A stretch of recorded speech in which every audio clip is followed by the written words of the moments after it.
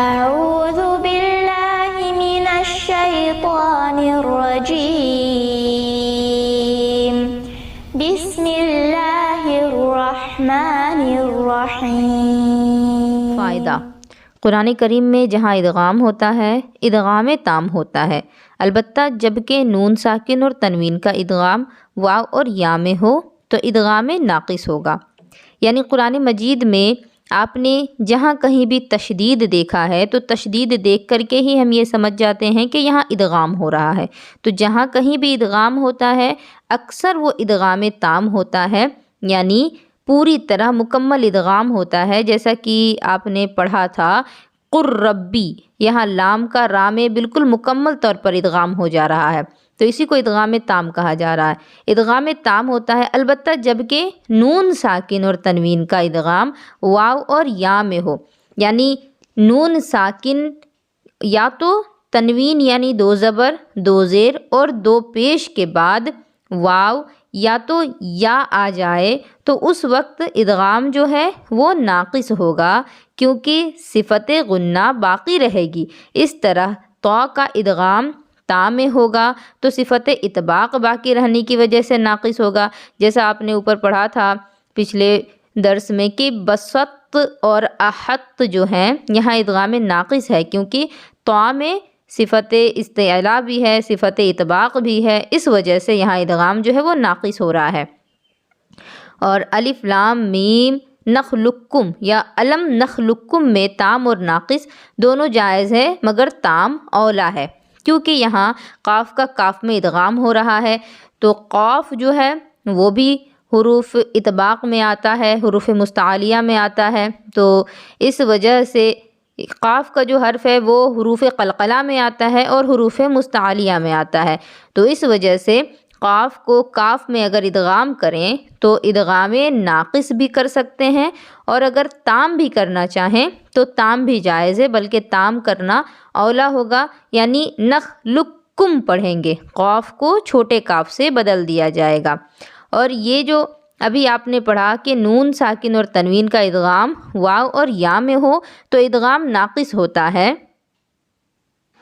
اس کی ایک مثال میں بتانا چاہوں گی، جیسا کہ مدنی قاعدہ میں بھی آپ کو پڑھایا جا چکا ہے۔ من یقول، میم نون یا زبر من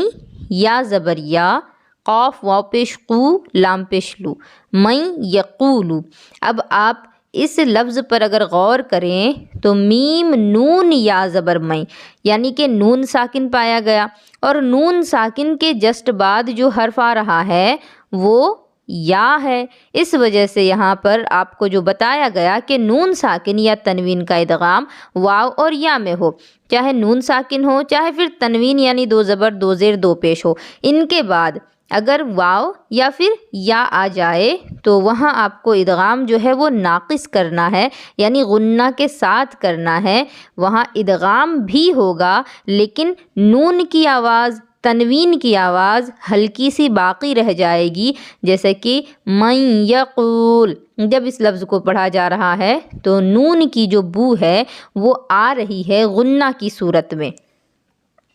اگلا ہے اخفا۔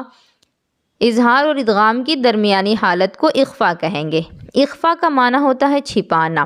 اظہار یعنی بالکل صاف صاف جو ظاہر ہو، ادغام یعنی ایک کو بالکل دوسرے میں بدل دینا، بالکل 2 حرفوں کو ایک کر دینا، لیکن یہ اخفا جو ہے ان دونوں کے درمیان کی حالت ہے، نہ تو پوری طرح ظاہر ہوگا نہ تو پوری طرح سے بدل دیا جائے گا، بلکہ بیچ کی حالت ہوگی جس کو چھپانا کہتے ہیں۔ اخفا جو لفظ ہے اس کا معنی ہی ہے چھپانا،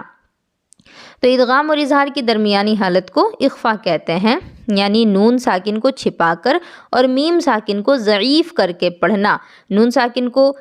ساکن کی آواز کو ناک میں چھپا لینا ہے، اور میم ساکن کی جو آواز ہے اس کو ہمیں کمزور اور ضعیف کر دینا ہے، جیسے من قبل، من قبل۔ اب آپ یہاں دیکھیں نون ساکن ہے، نون ساکن کے بعد یہ قاف آ گیا، اور یہ قاف جو ہے یہ حرف اخفا میں شامل ہے۔ حرف اخفا کیا ہیں، کتنے ہیں، یہ ساری چیزیں مدنی قاعدہ میں پڑھائی گئی ہیں،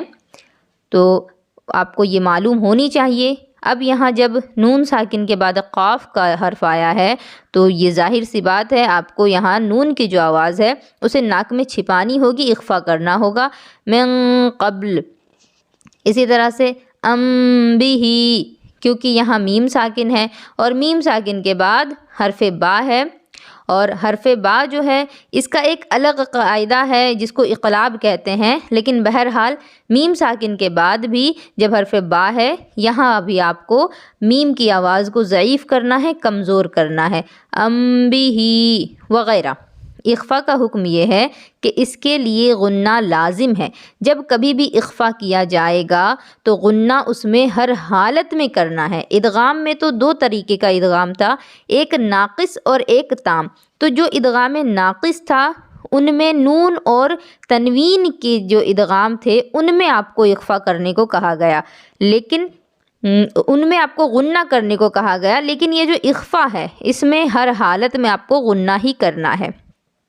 یعنی جب اخفا ہوگا تو غنہ کے ساتھ ہوگا، اور غنہ کا مخرج خیشوم یعنی ناک کا بانسا ہے، ناک سے آواز آئے گی تو غنہ ادا ہوگا جس کی مقدار ایک الف کے برابر ہے، لیکن اس غنہ کو صفت لازمہ یا صفت عارضہ نہ سمجھنا چاہیے، بلکہ یہ حرف فرعی کہلاتا ہے۔ اب آپ کو میں ایک بات بتانا چاہوں گی کہ حروف دو طرح کے ہوتے ہیں، ایک حرف اصلی اور ایک حرف فرعی۔ تو حرف اصلی جو الف سے لے کر یا تک کے سارے حروف ہیں، 29 حروف، یہ سارے کے سارے حروف اصلی میں آتے ہیں۔ تو جب سارے حروف اصلی کے اندر ہی داخل ہو گئے تو حرف فرعی کیا ہوگا؟ تو حرف فرعی جو ہے وہ غنہ ہے، حرف فرعی غنہ کو کہتے ہیں۔ تو اسی وجہ سے غنہ کو صفت لازمہ یا صفت عارضہ نہیں سمجھنا، یہ کوئی صفت نہیں بلکہ یہ ایک حرف ہے جس کا مخرج ناک کا بانسا ہے۔ اگلا ہے اقلاب، اور اقلاب یہ عربی کا لفظ قلب سے بنا ہے۔ جس طرح سے قلب عربی کا لفظ ہے، قلب کا معنی ہوتا ہے دل، اور ہمارا جو دل ہے وہ کبھی بھی ایک حالت پر نہیں رہتا، اس کی حالت جو ہے وہ تبدیل ہوتی رہتی ہے، تو وہی حال یہ اقلاب کا ہے، اور اسی وجہ سے اس کا نام بھی قلب سے لے کر اقلاب رکھا گیا۔ نون ساکن اور تنوین کو میم ساکن سے بدل کر پڑھنے کو اقلاب کہتے ہیں۔ جیسا کہ میں نے کہا کہ ہمارا جو دل ہے وہ ایک حالت میں نہیں رہتا، بدلتا رہتا ہے، تو اسی طرح نون ساکن اور تنوین کو میم سے بدل کر پڑھنے کو اقلاب اور قلب کہتے ہیں۔ لکھا ہوگا نون ساکن، آپ کو اسے میم سے بدلنا ہے، اور یا تو تنوین ہوگا اسے آپ کو میم سے بدلنا ہے۔ کب؟ جب کہ ان کے بعد حرف با آئے، یعنی نون ساکن کے بعد یا تو تنوین کے بعد حرف با جب آ جائے تو آپ کو اس نون اور اس تنوین کو میم سے بدل دینا ہے، اور یہ پہچاننا زیادہ مشکل بھی نہیں ہے کیونکہ قرآن مجید میں آسانی کے لیے میم قطنی لکھ دیا جاتا ہے، جس سے پڑھنے والے کے لیے آسانی ہو جاتی ہے، اور اسے من بعدی اور علیم بما پڑھتے ہیں۔ اقلاب میں حقیقتاً اخفا ہوتا ہے، اس لیے اقلاب کے لیے بھی غنہ لازم ہے۔ جب اقلاب کیا جائے گا اس حالت میں بھی اخفا یعنی آواز کو ناک میں چھپایا جائے گا، جیسا کہ پڑھنے سے اور سننے سے سمجھ میں آتا ہے، من بعدی علیم بما۔ تو یہ جو آپ کا اخفا ہو رہا ہے یہ ہونٹوں کا اخفا ہو رہا ہے، اور یہ ہونٹوں کا غنہ ہوگا، یعنی ہونٹ میں اس کو چھپانا ہوگا۔ نون اور تنوین جو ہے ان کو تو آپ کو ناک میں چھپانا ہوتا ہے، لیکن جب اس نون کو ہم نے میم سے بدل دیا اور جب میم پڑھا جائے تو میم کا مخرج ہی ہونٹ ہیں، لہٰذا ان کو ہونٹوں میں ہی چھپایا جائے گا۔ امید ہے آپ کو یہ سبق اچھے سے سمجھ میں آ گیا ہوگا۔